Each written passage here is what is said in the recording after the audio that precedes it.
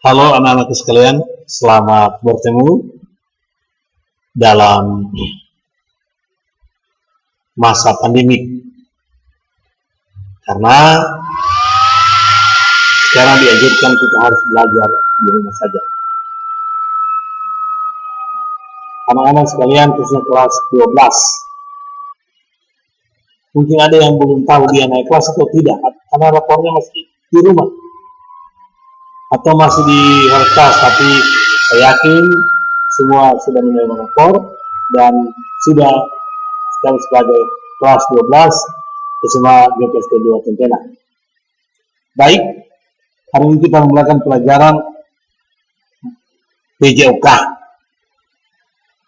untuk kelanjutan materi-materi yang telah kita dapatkan di kelas 10 dan 11.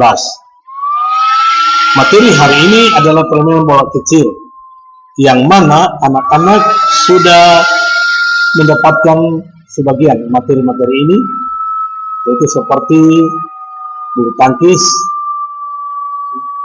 tenis meja, bahkan yang kita pelajari hari ini, yaitu menganalisis, merancang dan mengevaluasi strategi dan taktik permainan bola kecil. Yang dalam hal ini saya mengambil yaitu permainan softball. Softball ini kalau dulu kita di sini dikatakan adalah main kasti, tapi itu dilempar. Kalau softball tidak dilempar.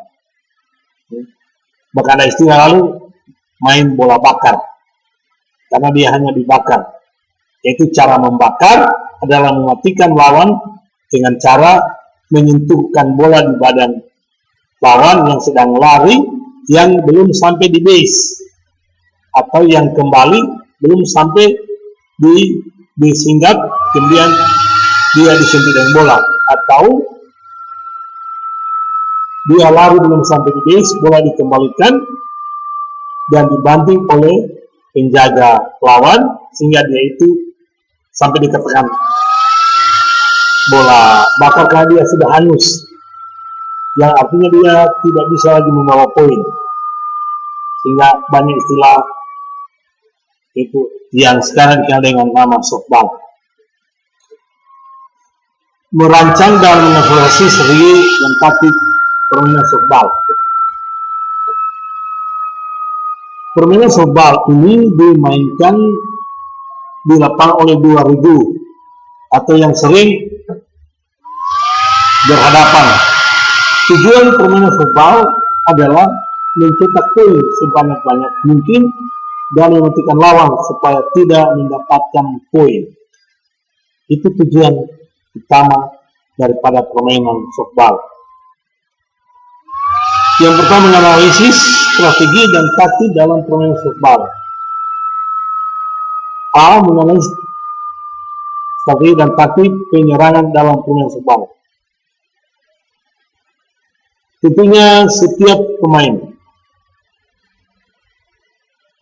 ada waktunya untuk bertahan, ada waktunya untuk menyerang.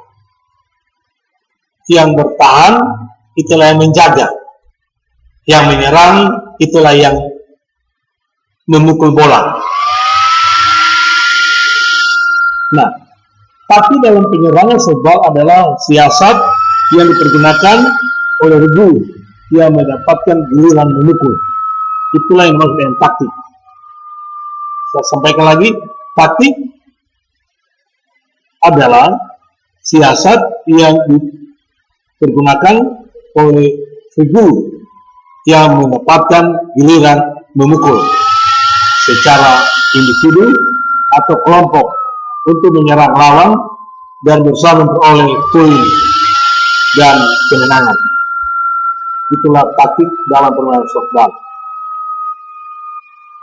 Yang pertama adalah pukulan pendek tanpa ayunan atau boom.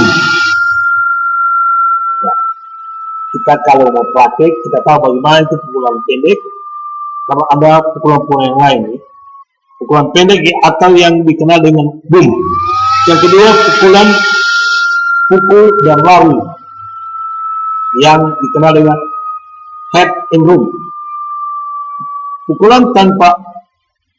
Pukulan dan lari adalah siasat yang dilakukan oleh pemukul untuk membantu agar pelari dapat maju beberapa base.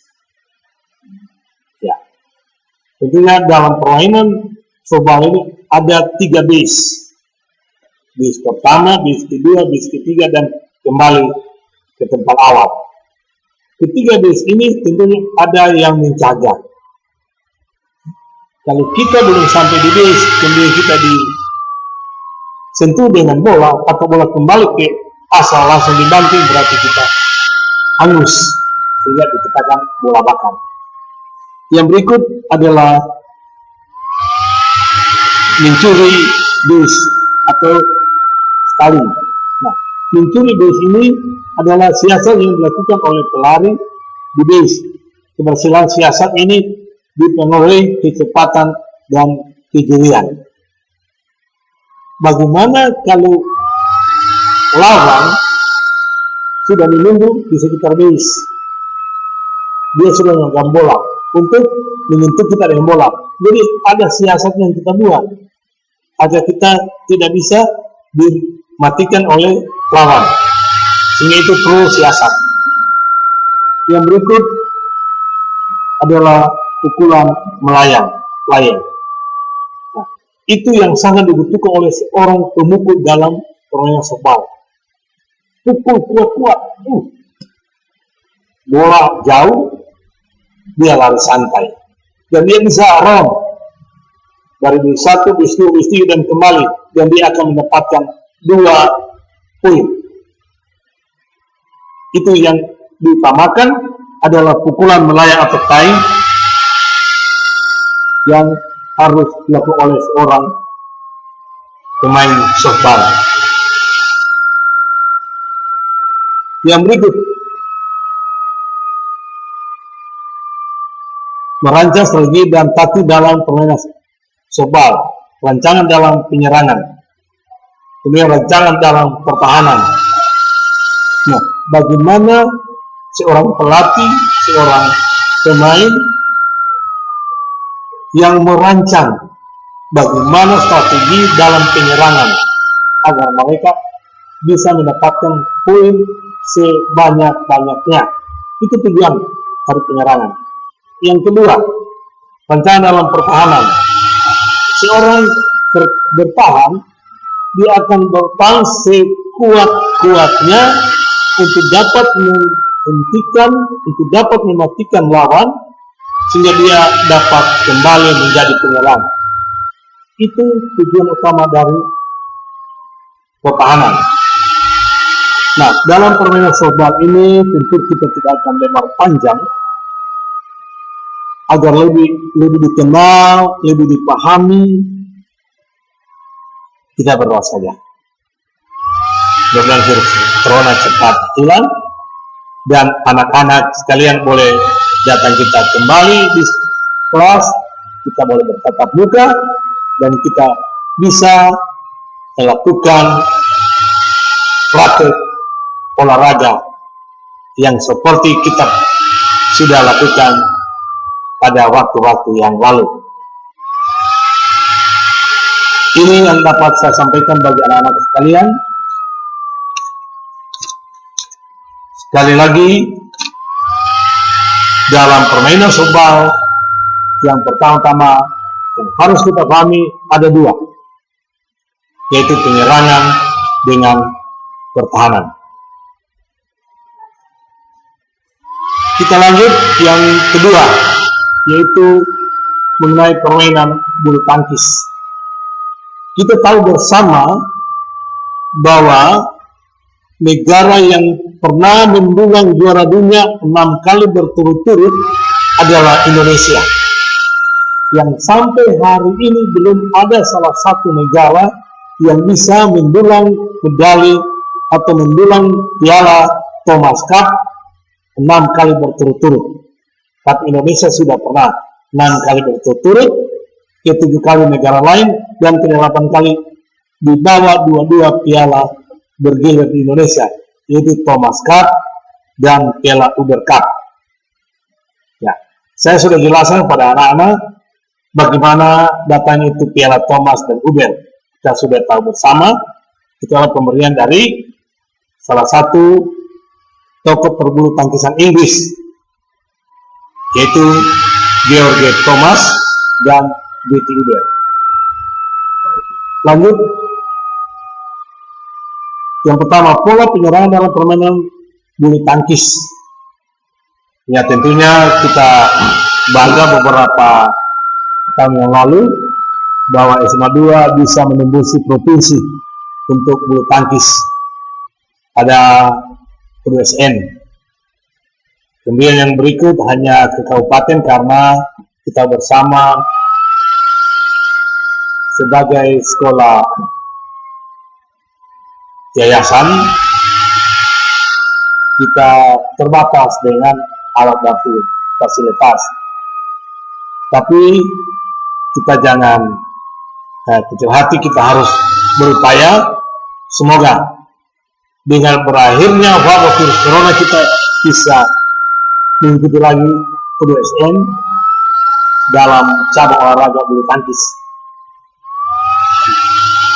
Ya, saya bersyukur karena untuk bulu tangkis SMA 2 di Kabupaten Poso dan di provinsi masih diperhitungkan. Nah, dalam permainan bulu tangkis seperti saya katakan hanya dua yang harus dikuasai oleh seorang pemain, yaitu penyerangan dengan pertahanan. Kita harus kuat menyerang, tapi kita juga harus kuat bertahan. Nah, kalau dua ini yang dikuasai oleh seorang pemain, tentunya kemenangan pasti akan menjadi miliknya. Tapi tidak segampang membalikan telapak tangan untuk mendapat suatu juara dalam permainan bulu tangkis. Harus kita pahami, harus kita mempunyai rancangan, strategi, dan taktik dalam permainan bulu tangkis. Yang pertama, rancangan penyerangan dan rancangan pertahanan. Hanya dua ini saja yang harus dikuasai oleh seorang pemain bulu tangkis. Dia rancang bagaimana menyerang, jadi dia merancang bagaimana dia bertahan. Dan permainan bulu tangkis ini adalah salah satu permainan, kalau kita di sini tergolong permainan yang agak mahal. Umpamanya kita bermain dalam satu permainan, berapa puluh bola yang harus habis. Harus 10 sampai 20 bola. Harga bola berapa? 12.000, berapa ribu habis. Sehingga jarang kita mau bermain bulu tangkis, tapi jarang orang ke sana. Apalagi seperti kamu, ada uang, rugi-rugi beli bola, saya beli pulsa, saya beli snack, jajan daripada beli bola untuk prestasi. Karena Anda tidak akan menentukan prestasi, bukan. Kecuali Anda seorang pemain dari kecil dibimbing oleh orang tua sampai SD, SMP, SMA. Kalau demikian, apapun rentangan pasti bisa. Karena terbukti beberapa alumni SMA yang sudah berkiprah di kabupaten dan provinsi. Baik anak-anak sekalian, untuk pertemuan kita kali ini sampai di sini saya mengingatkan kepada kita sekalian, marilah kita bersama-sama hidup sehat, rajin cuci tangan, memakai masker, jaga kesehatan, agar apa yang kita harapkan ini kembali ke sekolah bertatap muka dan kita bisa melakukan praktek olahraga. Sekian dan terima kasih. Salam olahraga.